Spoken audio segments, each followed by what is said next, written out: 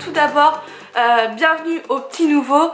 Si vous aimez les sujets que l'on fait, alors n'hésitez pas à vous abonner juste en dessous. Alors aujourd'hui ça va être une vidéo un peu spéciale. On va parler de l'expatriation de mon chat, mais aussi plus particulièrement de ces 8 choses qu'il faut savoir. Et donc aussi pour la deuxième partie, on revient un peu en arrière sur la vidéo de la semaine dernière. Et donc on vous emmène dans un café spécial. Donc là je vous en dis pas plus. Surprise, surprise! Je peux comprendre, c'est sûr, cette vidéo ne va peut-être pas intéresser certaines personnes. Et là, ok. Mais en fait, il y a certaines personnes qui me posent des questions, donc je me suis dit je vais faire une vidéo. Donc je vais vous parler de comment j'ai fait pour emmener Cannelle au Canada et comment s'est passé son voyage. Donc en fait, quand on a décidé de s'expatrier au Canada, c'est sûr que c'était inimaginable que je laisse Cannelle à mes proches, que je la laisse en France. Ce n'était vraiment pas possible pour moi de l'imaginer. Et donc en fait, on a décidé de l'emmener, de se renseigner sur les démarches, regarder un peu sur internet, sur les réseaux sociaux, s'informer auprès du vétérinaire. Bon, j'essaye de faire la vidéo, mais lui, il veut sa maman, donc... Alors, il faut savoir que j'ai fait les démarches toute seule, puisque Michael avait trouvé, avant notre départ, avait trouvé un travail. Donc il est parti déjà en mai 2015, puis moi je l'ai suivi en juillet 2015. J'avais encore un emploi à finir. Et donc en fait j'ai dû gérer toute seule les démarches concernant la fin du logement, le déménagement de nos cartons vers le Québec et puis les démarches concernant Cannelle. On a commencé par premièrement réserver nos billets d'avion.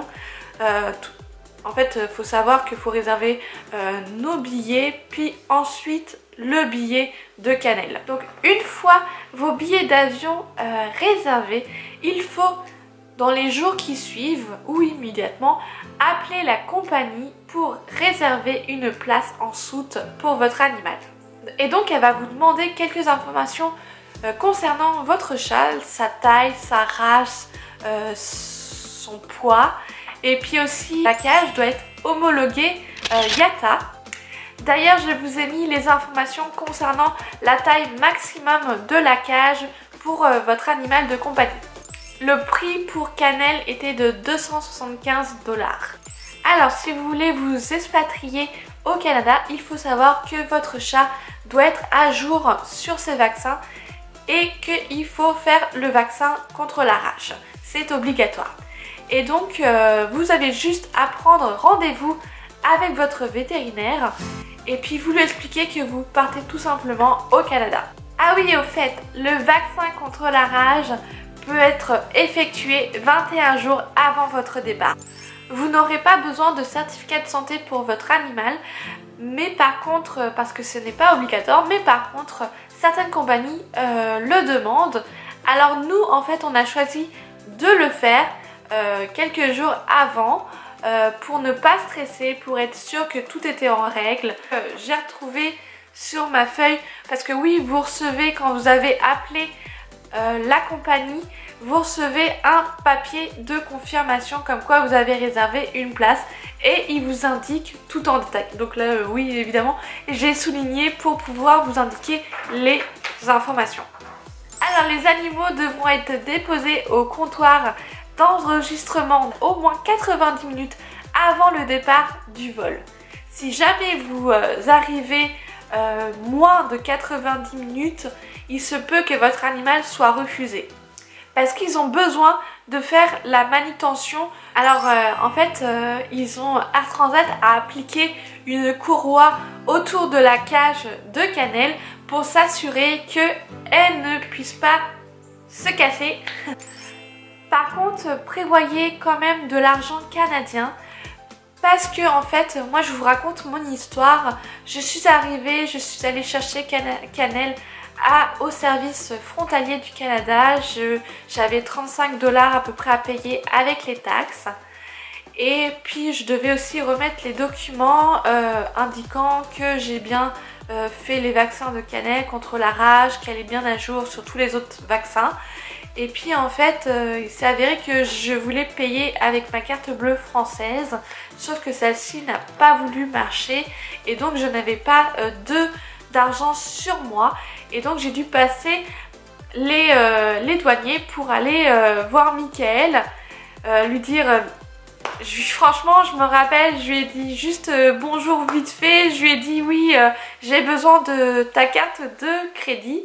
Cannelle est une grande trouillarde. Elle stresse énormément pour le moindre bruit. Par exemple, l'aspirateur ou Mika qui fait des travaux. Elle part tout de suite en courant. Alors on a décidé de prendre les devants et de pouvoir la calmer, de lui donner un médicament. Donc en fait je lui avais introduit le cachet 30 minutes voire 1 heure avant, je me rappelle plus. Et donc c'est vrai que ce moment-là, le jour même quand je lui ai donné, c'était éprouvant parce que en fait je quittais ma famille, c'était les au revoir. Puis c'était la première fois que je lui donnais ce type de cachet. D'habitude elle accepte pas, faut vraiment insister. Et puis en fait j'étais pas tranquille parce que je me disais est-ce qu'elle va bien accepter ce médicament? Qu'est-ce qui va se passer ensuite? Est-ce qu'elle va pas avoir froid? Toutes les questions qu'on peut se poser. Puis moi en fait quand je quitte Cannelle, quand on est séparés, j'ai le cœur brisé en fait. Et ce jour-là quand je lui ai donné le cachet, il y a les larmes qui sont tombées, j'étais vraiment pas bien, j'avais le cœur brisé. Ouf, et voilà. On va arrêter là parce qu'autrement je suis très sensible. Mais en fait je vous dirais que arrivée à l'aéroport, j'étais rassurée parce que je l'ai vue. Elle était bien, elle était calme, elle dormait toujours. C'était vraiment rassurant. Quand on est arrivé dans notre logement, elle s'est très vite bien adaptée. Elle a repris ses habitudes. Même que la nuit qui a suivi, en fait, elle courait partout dans l'appartement. Nous, on essayait de dormir. J'avais le décalage horaire. Ah ma pupuce, hein? Elle est bien là. Et je précise que je ne l'ai pas appâtée avec des petites croquettes qui pourraient la faire rester ici. Non.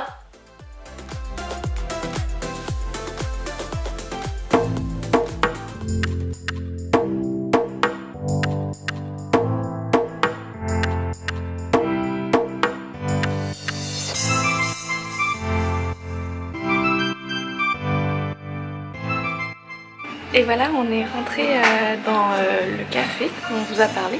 Donc c'est vraiment sur la rue Saint-Paul, ça a l'air vraiment très sympathique. Déjà quand vous rentrez, il faut enlever ses chaussures parce qu'on est en hiver donc on va pas salir tout le sol. Et puis il faut se désinfecter les mains pour pouvoir toucher les chats. Et donc là on a été servi, on a pris un chocolat chaud et un café. C'est vraiment sympa, vous allez voir, sur le café il y a un joli petit dessin de chat. Et puis on a pris un moelleux au chocolat. Et Mika, qu'est-ce que t'as pris? Un pain en banane.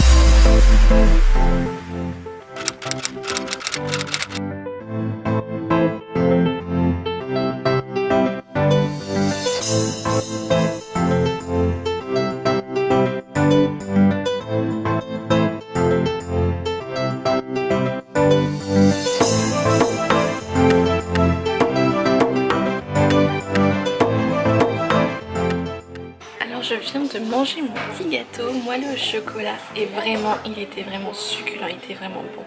Je vous conseille vraiment ce lieu atypique avec les chats qui passent à droite à gauche, qui montent presque sur nous sur la table. et vraiment c'est vraiment super. Il y a une bonne ambiance, c'est assez calme, vous avez une musique de fond très douce, puis les propriétaires sont super sympas.